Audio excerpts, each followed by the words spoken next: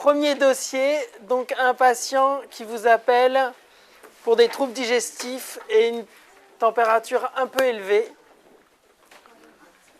Alors, donnez le diagnostic le plus probable. J'ai été gentil de mettre par argument de fréquence. J'aurais dit une gastro-entérite aiguë infectieuse. Très bien. Donc par ordre de fréquence. Voilà. Pardon. Oui, on va pas. Est-ce que quelqu'un avait mis autre chose? C'est toujours ça qui est intéressant, n'hésitez pas à le dire. Bon, c'était vraiment une question facile. Bon, la deuxième question, qui n'est pas beaucoup plus dure, mais on a vite fait d'y perdre des points. Je t'écoute. Alors moi, en consultation, on commence par un interrogatoire. On lui demande ses antécédents médicaux, chirurgicaux, s'il prend des médicaments, s'il y a une prise de toxiques, s'il boit de l'alcool. On va ensuite, au niveau des symptômes, lui demander quand est-ce que ça a commencé. Attends, pardon, on va faire les remarques au fur et à mesure. Pour l'instant, c'est pas mal. Donc là, c'est le terrain. Hein, sur le terrain, donc tu m'as dit antécédent de chirurgie abdominale.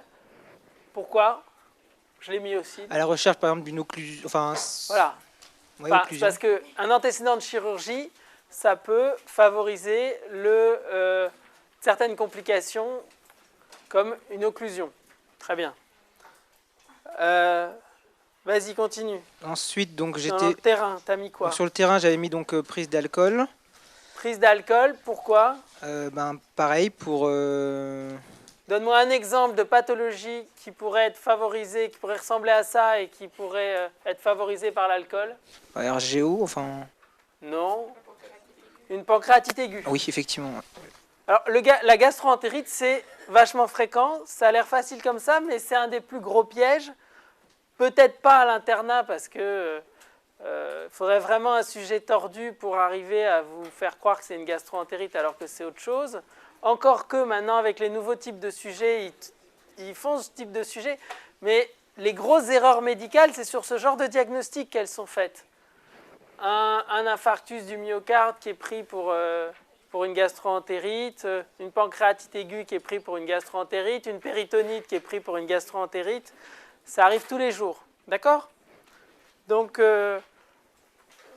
faut se méfier du diagnostic de gastro-entérite.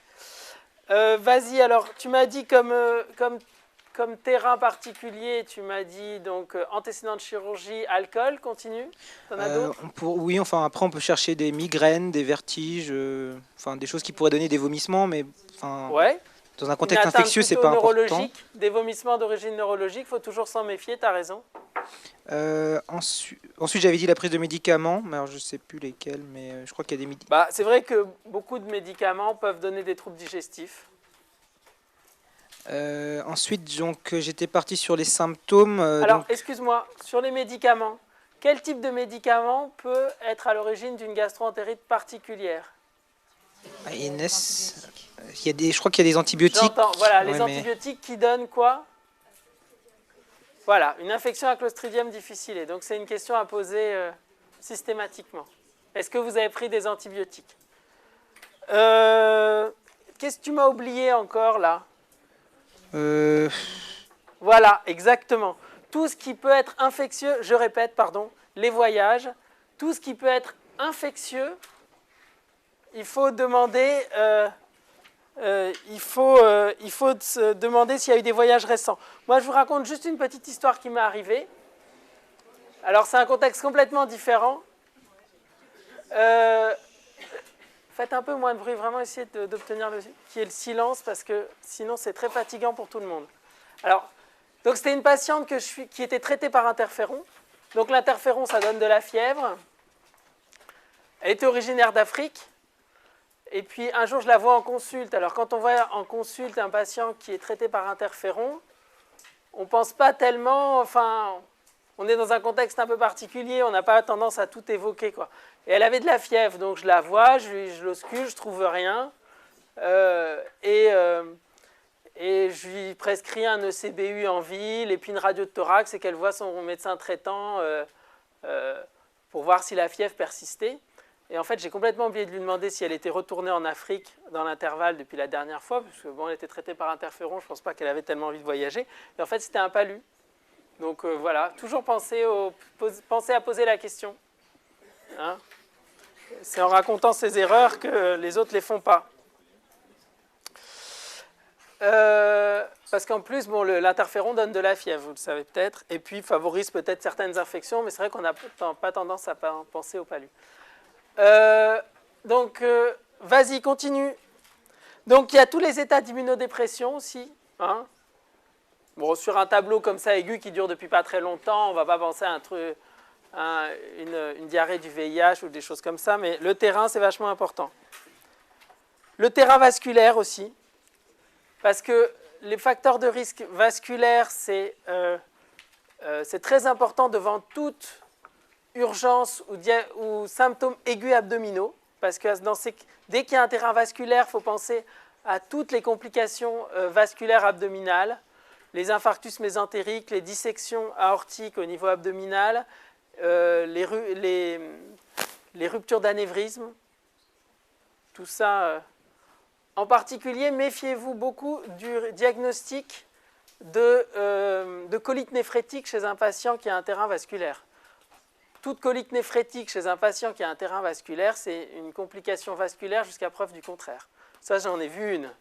Ça, cette fois-ci, pas de ma faute, mais elle est morte en uro. Une personne qui est morte en uro parce qu'ils avaient pris une colite néphrétique ils avaient pris une dissection aortique pour une colite néphrétique. Chez un patient âgé, un homme de 75 ans qui arrive pour une première poussée de colite néphrétique, méfiez-vous, c'est dangereux de retenir ce diagnostic. Il faut vraiment... Et il n'y avait pas d'ématurés à la bandelette, donc ça aurait dû leur mettre la puce à l'oreille. Bon, on continue. Alors, donc le terrain, très important. Contexte épidémiologique particulier, très important aussi. On a parlé des voyages, des autres... Devant une gastro-entérite aiguë, qu'est-ce que tu essayes de savoir ? Si dans la famille ou dans les proches, voilà, il y a aussi de ces troubles-là, pour savoir. Ça s'appelle comment ? Une TIAC. Ça veut dire quoi, TIAC ? Trouble toxi-infection alimentaire. Répondez pas tous. Toxi-infection, TIAC, oui, toxi-infection alimentaire commune. Collective. Toxi-infection alimentaire collective. Parce que ça ne va pas tellement changer la prise en charge du patient, mais ça débouche sur une question de santé publique avec une enquête pour essayer d'éventuellement de déterminer la source. Ok, comme c'est une question un peu longue, on va peut-être passer à ta voisine qui va faire la suite. Donc, qu'est-ce que tu vas encore faire au cours de cette consultation ? Là, on évalue un peu le contexte. Maintenant, qu'est-ce que tu vas faire ? J'examine le patient. D'accord. Alors, c'est quoi le plus important à l'examen ? Je m'intéresse beaucoup à son état d'hydratation. Bien sûr, alors diarrhée c'est facile, diarrhée aiguë c'est état d'hydratation. Et puis je palpe son abdomen. Exactement. Oula, ça a sauté 2 personnes, j'avais pas vu. Bon, très bien. Non mais ça n'a pas d'importance, hein, vous faites ce que vous voulez. Donc les signes d'hydratation, fréquence cardiaque, pression artérielle, voilà. sa donc, température. Les signes d'hydratation, on connaît la question. Donc recherche, évaluation de l'état d'hydratation. Qu'est-ce que tu vas faire d'autre ? Température et palpation abdominale et je sais pas, selon les... Enfin, moi, c'est tout ce que j'avais mis. C'est déjà pas mal. La température, elle t'est déjà donnée. Mais bon, toujours, dès qu'il y a des symptômes digestifs, on palpe bien le ventre pour voir s'il n'y a pas un ventre chirurgical. Parce que c'est vrai que la diarrhée, bon, ça ne fait pas tellement ventre chirurgical, mais il faut toujours se souvenir que quand il y a une urgence chirurgicale abdominale, il peut toujours y avoir des selles diarrhéiques au début. Hein, parce que quand le ventre, quand il y a une agression, par exemple un début de péritonique, il peut y avoir quelques selles liquides au tout début, même si après on a plutôt tendance à tourner vers l'occlusion, l'ileus réflexe, mais ça peut se présenter comme une gastro-entérite au début, donc il faut bien palper le ventre. Donc on écoutera s'il y a encore des bruits hydroaériques, on verra s'il n'y a pas un météorisme abdominal aussi en faveur d'une occlusion. Pareil, une occlusion peut commencer par l'émission de quelques selles diarrhéiques, il faut s'en méfier. Alors autre chose, c'est que il peut y avoir des urgences extradigestives qui se manifestent par des signes digestifs. Tout à l'heure, on a parlé des signes neurologiques. c'est vrai qu'une méningite peut donner certains signes qui font plutôt digestifs, comme des vomissements par exemple. Donc ça aussi, c'est un gros piège, il ne faut pas tomber dedans. Et par exemple aussi, le cas classique, ça j'en ai déjà vu au moins 2, c'est des pneumopathies qui se manifestent par des signes purement digestifs. Et des douleurs abdominales qui peuvent être très intenses, et on ne comprend pas, puis on fait la radio de thorax et on voit un gros foyer d'une des bases. Donc ça, faire un examen pulmonaire aussi. D'accord ? Bon. Alors, on continue. Enfin, tu continues. Alors, moi, Ouais. j'ai mis que je faisais pas d'examen complémentaire. Non, pas pour une gastroentérite. Non. Et que je le conseillais. Une hydratation abondante, une alimentation légère avec des aliments lestes, du riz, des carottes, pas de fruits et légumes frais. Il faut saler plus que d'habitude. Je lui ai prescrit un ralentisseur de transit du type lopéramide, un antispasmodique du Spasfon. Mais méfiez-vous, je ne le ferai pas. L'opéramide, ne le faites pas, au mieux ça vous rapportera pas beaucoup de points et au pire ça vous en fera perdre beaucoup parce que sur certaines colites infectieuses, ça peut être dangereux de mettre du lopéramide. Par exemple, sur une diarrhée à Clostridium, c'est prouvé que ça aggrave le pronostic. Hein, toutes les colites aiguës graves, c'est pas bien de mettre du lopéramide dessus. Et donc vous prescrivez quoi en pratique quand vous avez un patient? Non, mais vous n'avez pas grand-chose à y gagner. On pense à une... Alors, vous savez, une diarrhée, une gastro-entérite, ça dure 24-48 heures. En général, ce n'est pas la diarrhée qui gêne le plus le patient. Et si ça le gêne pas très longtemps. Hein? Pardon? Ben là, de toute façon, tu vas l'arrêter 24-48 heures s'il n'est vraiment pas bien. Non, je vous déconseille sur une gastro-entérite de mettre du... Et en pratique, vous prescrivez quoi? Alors, vous pouvez prescrire du Tiorfan. C'est moins dangereux, surtout... Ça apportera normalement le même nombre de points. Je ne sais pas si ça marche mieux ou moins bien, mais à l'internat, ça rapportera le même nombre de points que l'Imodium, très certainement. Et ça ne risque pas de vous en faire perdre. Alors, qu'est-ce que tu lui prescris d'autre comme médicament? Donc, tu lui prescris éventuellement un antidiarrhéique ou alors autre chose qui donne l'impression de traiter la diarrhée. Je ne sais pas du tout si ça marche, mais ça ne fait pas perdre de points non plus, c'est le Smecta. Un pansement colique, bon, le patient il est content. C'est un peu dégueu, je crois, mais bon. Non, je vous déconseille l'Imodium sur une diarrhée aiguë à l'examen. Voilà. Qu'est-ce que tu peux lui mettre comme médicament? J'ai mis un antispasmodique. Un antispasmodique, très bien. Donc celui que vous voulez, du spasfon. Arrêtez là, faites pas de bruit là, s'il vous plaît.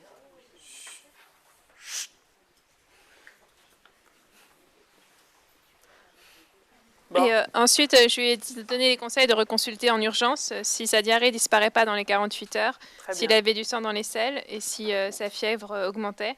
Je lui donne un arrêt de travail de 24 ou 48 heures selon l'état général et je lui dis de bien se laver les mains après qu'il aille aux toilettes. C'est parfait, c'est très bien. Alors ça, il faut toujours y penser. Quand vous diagnostiquez quelque chose de tout à fait bénin et que vous laissez le patient, je dirais, à son triste sort, et que vous ne l'hospitalisez pas, toujours mettre dans votre réponse les explications que vous allez donner pour une consultation en urgence. Pareil, quand il y a quelqu'un qui vient consulter aux urgences et que vous laissez repartir, que vous n'hospitalisez pas, à l'examen, mais dans la réalité aussi, dites bien ce qui doit mener le patient, ça doit être systématique. Vous lui dites bien les symptômes qui doivent l'amener à revenir aux urgences. Quand vous renvoyez un patient des urgences ou quand vous voyez quelqu'un en ambulatoire pour quelque chose d'aigu que vous n'hospitalisez pas, vous le faites systématiquement. Donc c'est très bien. Voilà. Donc pour les règles hygiéno-diététiques, c'est pas mal. Je ne suis pas obligé de détailler autant. Alors, ce qu'il faut dire, c'est quand tu dis des boissons abondantes chez quelqu'un qui vomit, il faut lui dire de fractionner parce que sinon il ne va pas comprendre. Le gars il est en train de vomir, tu lui demandes de boire des litres d'eau, il va dire comment je vais faire ça. Donc il faut fractionner, il faut bien dire. Voilà, sinon c'est très bien. Question numéro 3, à toi. Oui, pardon. Oui, excuse-moi, je l'ai mis dans ma correction, mais j'avais oublié que... Donc oui, tout à fait, on peut donner des antiémétiques. Donc la question c'était, est-ce qu'on peut donner des antiémétiques? Bien sûr. Alors, du primpéran, et puis n'oubliez pas de dire toujours, parce que donner des antiémétiques péros, ça peut poser problème, éventuellement des formes suppo s'il vomit ses médicaments. Voire IM, ça peut être fait par une infirmière, on le fait rarement, mais c'est mineur. Très bien, ok, on continue. Question suivante. J'ai une question, s'il vous plaît. Oui, est-ce que vous lui mettez des antipyrétiques ou pas? Parce qu'il a 38,2 quand même, non? Non, pas... Alors, d'abord, la fièvre, ça aussi, chez un adulte, je vous déconseille de la baisser. Parce que ça n'a pas beaucoup d'intérêt. Il n'y aura jamais beaucoup de points là-dessus. Je vous rappelle qu'il n'y a pas de convulsion hyperthermique chez les adultes. Et si vous la baissez avec quoi? Vous la baissez avec des anti-inflammatoires, ça peut être dangereux, avec des corticoïdes, n'en parlons pas. Enfin, je ne sais pas si c'est vraiment dangereux, mais ça peut faire tiquer un correcteur. Et puis, c'est toujours pareil, on vous dit, si vous faites baisser la fièvre, comment on va surveiller la maladie? Même si en pratique, des fois, on le fait pour quelqu'un qui supporte mal sa fièvre, à ce moment-là, vous précisez, si fièvre mal tolérée, paracétamol. Mais, ah non, loin de là. Et toujours préciser, si mal tolérée, parce que sinon, ça n'a aucun intérêt de la faire baisser. Vas-y, à toi. Quel est votre diagnostic? Bon, j'ai mis diarrhée chronique, mais ce serait plus sur troubles fonctionnels intestinaux. J'hésitais entre troubles fonctionnels intestinaux ou quelque chose qui évoquerait un cancer colorectal. Alors attends, c'est quoi ton diagnostic? C'est diarrhée chronique? Donc je reste à diarrhée chronique. Alors, déjà, est-ce que tu peux parler de diarrhée chronique ici? Dis. 2 selles liquides par jour, supérieur à 3 mois.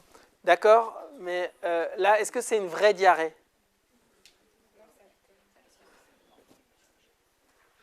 C'est des alternances. Voilà. Une vraie diarrhée, ça n'est jamais des alternances. Ou alors, rarement, un jour sans sel. Bon, pourquoi pas, mais quelqu'un qui a vraiment des alternances 2 jours avec de la diarrhée, et des jours sans diarrhée, ce n'est pas une vraie diarrhée. Hein, et surtout à l'examen. Mais en pratique, c'est pareil. Hein, quand on interroge un patient qui vient pour diarrhée, très souvent, un des principaux diagnostics, ça sera la fausse diarrhée du constipé. Et parfois, ça arrive qu'on traite quelqu'un qui vient au départ pour une diarrhée et qui repart avec un traitement laxatif. Ça arrive. Donc là, tu ne peux pas parler de diarrhée chronique.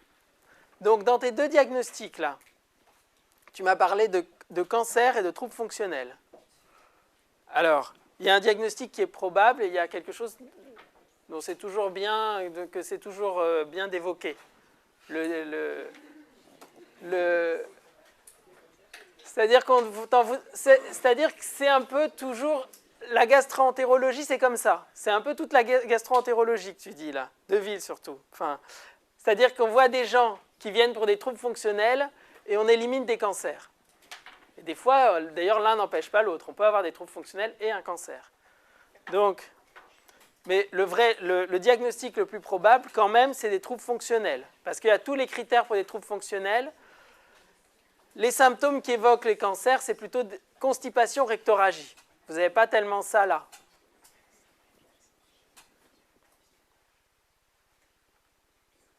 Hein? Donc, le diagnostic le plus probable, c'est troubles fonctionnels intestinaux. Et ce n'est pas un hasard. Est-ce que c'est un hasard qu'il fasse des troubles fonctionnels intestinaux, là, le patient? Est-ce qu'il y a quelqu'un qui veut rajouter un petit quelque chose là-dessus? Non, c'est pas ça. Non. Est-ce que, entre sa gastro-entérite et ses troubles fonctionnels intestinaux, est-ce qu'il peut y avoir un lien? Oui, ça s'appelle les troubles fonctionnels intestinaux post-infectieux. On s'est rendu compte qu'il y avait des troubles fonctionnels intestinaux. On n'est pas avec les troubles fonctionnels intestinaux. Et comme facteurs qui peuvent favoriser l'apparition de troubles fonctionnels intestinaux, c'est les infections. Donc, je n'ai pas mis ça pour... Ce n'est pas artificiel de mettre les 2 ensemble.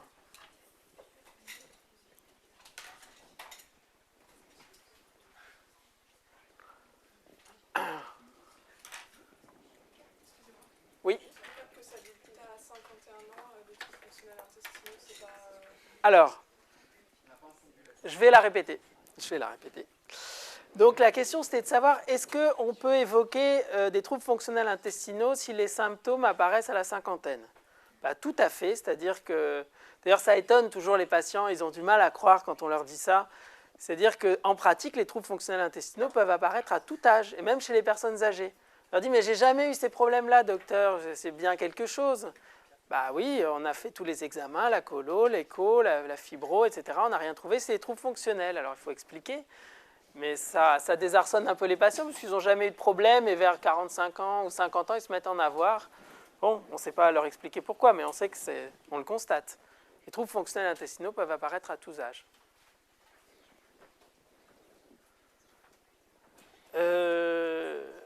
Ok, question suivante, question numéro 4. Alors, la coloscopie aurait-elle un intérêt dans ce contexte? Donc j'ai dit oui. Oui. Parce qu'il a 51 ans et que donc il faut éliminer un cancer colorectal. Très bien. Alors cette question, elle est toute bête, mais c'est très très important et c'est comme ça qu'on raisonne. Quand on discute l'indication d'une coloscopie, en général, on ne discute pas très longtemps. C'est-à-dire que vous savez qu'à partir de 50 ans, il faut faire un dépistage systématique du cancer colorectal. Alors en France, on a choisi de privilégier la stratégie hémoculte et si hémoculte positif, coloscopie. Mais ça, d'abord, c'est une des stratégies, mais il y en a plusieurs. Il faut savoir que par exemple aux États-Unis, il n'y a pas de recommandation officielle sur la meilleure stratégie et un médecin peut prescrire un hémoculte comme il peut prescrire une coloscopie d'emblée à quelqu'un qui a 50 ans et aucun facteur de risque particulier. Donc prescrire une coloscopie de dépistage, du point de vue médical, ce n'est pas une aberration, même s'il n'y a pas de symptômes. Alors, a fortiori, vous, ce que vous devez retenir, c'est que chez quelqu'un qui a plus de 50 ans, dès qu'il y a le moindre symptôme digestif, ça peut être le prétexte, parce qu'en général, la coloscopie, elle ne va rien apporter en rapport avec les symptômes du patient. Le patient, lui, il en attend beaucoup, donc c'est pour ça qu'il est content de la faire, mais le gastro, lui, il n'attend pas. Oui, parce qu'il se dit, on va trouver pourquoi je suis ballonné, alors qu'on sait bien qu'on ne trouve jamais pourquoi quelqu'un est ballonné. Mais lui, il croit ça. Donc, on lui explique bien, mais bon, il croit quand même. Donc, mais c'est un prétexte pour faire une coloscopie de dépistage. D'accord? Donc, la question, elle était simple, elle n'avait pas grand-chose à voir avec ses symptômes, mais c'est le prétexte, on fait une coloscopie de dépistage. Oui? Et le dépistage par TR annuel, ça se fait? On fait que des molécules? Là, tu détectes une toute petite zone c'est pour les cancers du rectum et encore du bas rectum. Hein. C'est recommandé de le faire? Non. Non. Par contre, c'est une histoire d'amour-propre pour les gastro-entérologues. Est-ce qu'il faut faire un TR avant d'envoyer le patient à la coloscopie? On a l'air bête si dès le début, il y a un truc et qu'on ne l'a pas trouvé. Mais bon, comme on a envoyé le patient à la coloscopie, déjà, on lui fera faire le diagnostic, mais c'est une histoire d'amour-propre après. Non, le TR, ce n'est pas recommandé pour le dépistage, dans le cadre d'un dépistage systématique à l'échelle d'une population. Chez les hommes, c'est pour dépister le cancer de la prostate. D'ailleurs, il arrive parfois qu'on dépiste des cancers de la prostate en coloscopie au TR qu'on fait avant la coloscopie. Ça m'est arrivé plusieurs fois. Bon, on avance. Donc, le TR, ce n'est pas une bonne méthode de dépistage. On ne vous en voudra jamais de le faire. Peut-être le patient, oui, mais sur une copie, non.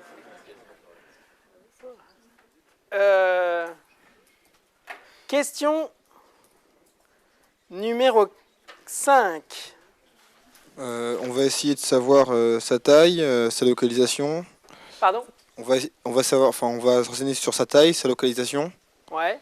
Non, localisation, c'est pas très important. Alors, à l'anapathe, si c'est une tumeur vileuse ou si c'est un adénome. Alors, est-ce que c'est différent une tumeur vileuse et un adénome? Apparemment non. Non. Oui, parce que je te pose la question. En fait, un adénome, il peut être soit tubuleux, soit vileux. Et souvent, il est tubulo-vileux. Hein? C'est quoi qui est un peu plus embêtant? C'est tubuleux ou vileux pour un adénome? J'entends la bonne réponse, j'aimerais que tu me la donnes. Tu sais pas. Ça serait une chance sur deux, quoi. Vileux. Ouais, très bien. Bravo. Comme quoi, je t'ai sous-estimé. Bravo. Non, mais... Mais non, c'est pas du tout contre lui. C'est comme ça, j'ai dit. Je lui ai dit que je pensais qu'il ne savait pas et il savait, voilà. Alors, donc, tu m'as dit sa taille. Alors, quelle taille à peu près? Quelle taille et change la prise en charge? 2 cm. Je crois que c'est plutôt 1. Attendez, je vérifie parce que moi, 2 cm, ça devient très gros. Mais je crois que déjà 1 cm, je le vérifie quand même pour ne pas vous dire de bêtises. Oui, c'est 1 cm, c'est 1 cm. Donc, sa taille, son type. Est-ce que tous les polypes sont des adénomes? Non. Est-ce que tu peux me dire un type de polype qui n'est pas adénomateux? Non. Non? C'est une bonne réponse. Ouais, amartome, mais ça c'est le plus fréquent des polypes non adénomateux. Il y a quelqu'un qui sait? 1 fois, 2 fois, 3 fois. Hyperplasique. Hyperplasique, normalement, il n'y a pas de risque de dégénérescence. C'est un peu discuté, il y a des études, mais globalement, le risque, il est beaucoup plus faible que celui d'un adénome. En tout cas, et pour l'instant, les polypes hyperplasiques ne sont pas considérés comme des indications, ne sont pas considérés comme des facteurs de risque particuliers de cancer. Et c'est assez fréquent, hein, les polypes hyperplasiques. Vous en verrez dans les comptes rendus que vous recevrez, donc il faut connaître. Hein. Ok, alors quoi d'autre? Tu m'as dit son type histologique, c'est-à-dire s'il est tubuleux ou vileux. Mais après, dans chaque type, qu'est-ce que ça, c'est un peu à quoi il ressemble, mais combien il y en a?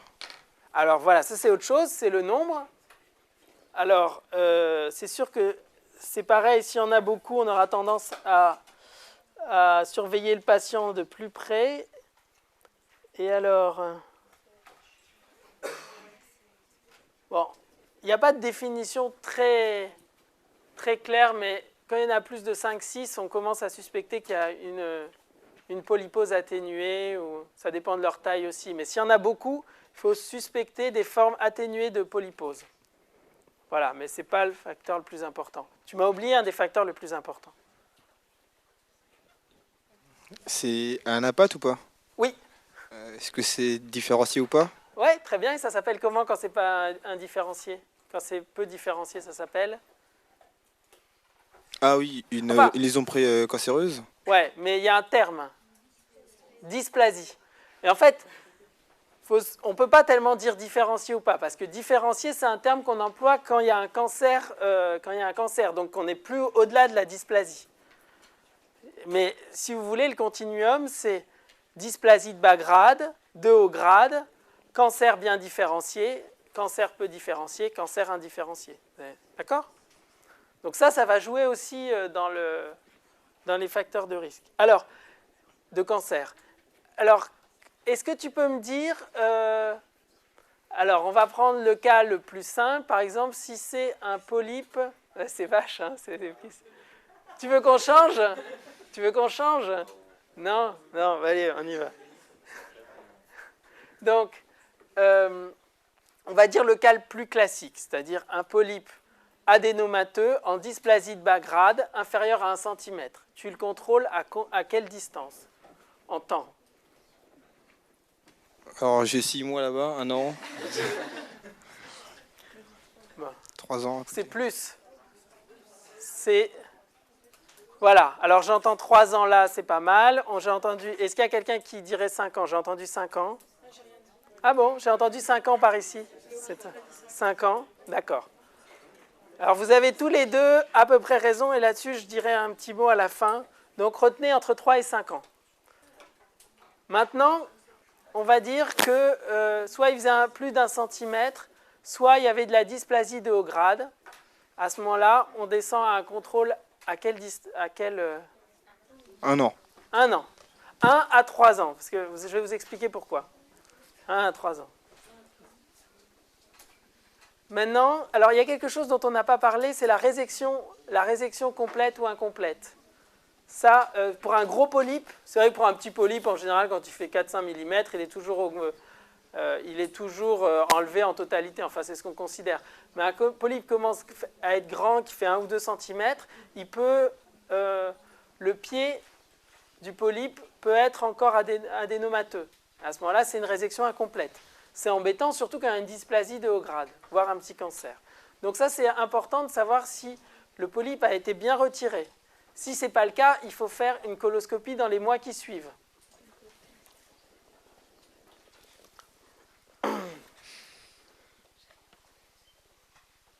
Alors,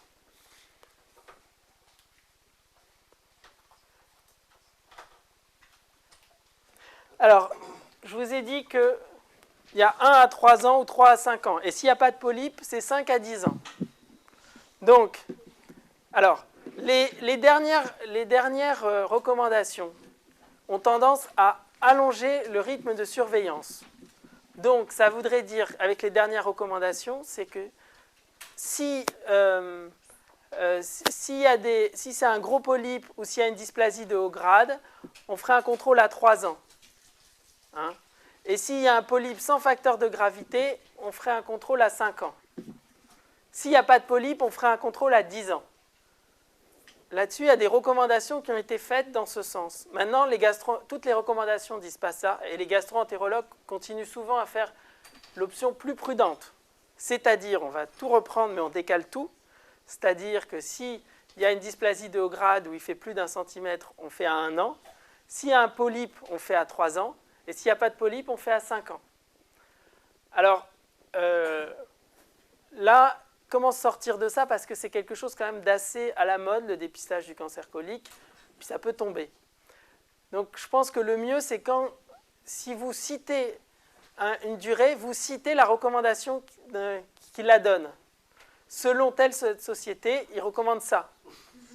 Non, mais ça vous couvre complètement. Vous pouvez considérer que vous chargez l'esprit pour rien, mais sincèrement, on ne vous demande pas ce genre de... Il y a la Société française de gastro-entérologie qui fait des recommandations. Donc moi, ce que je vous dirais, parce que là j'ai oublié de le noter, mais je vous dirais que ma correction, c'est plutôt la correction longue, c'est-à-dire que les délais sont plus longs. C'est un peu la tendance. Et je vous dirais un nom à mettre à côté. Voilà, c'est les recommandations de... J'ai oublié de le noter là, mais je vous le dirai la prochaine fois. Non, mais ça peut être con. C'est une façon de s'assurer les points. On ne peut pas vous retirer des points quand vous faites ça. Hein, c'est pareil quand il y a une conférence de consensus, vous la citez. Hein, mais l'autre solution, c'est de dire entre 1 à 3 ans, 3 à 5 ans, 5 à 10 ans. C'est une autre solution.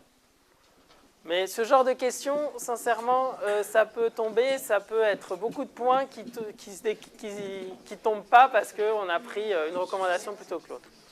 Bon, ça reste quand même un détail. L'important, c'est de comprendre les critères importants, de les retenir et d'apprendre des délais de surveillance. Je vous le dirai la prochaine fois. OK. Des questions là-dessus?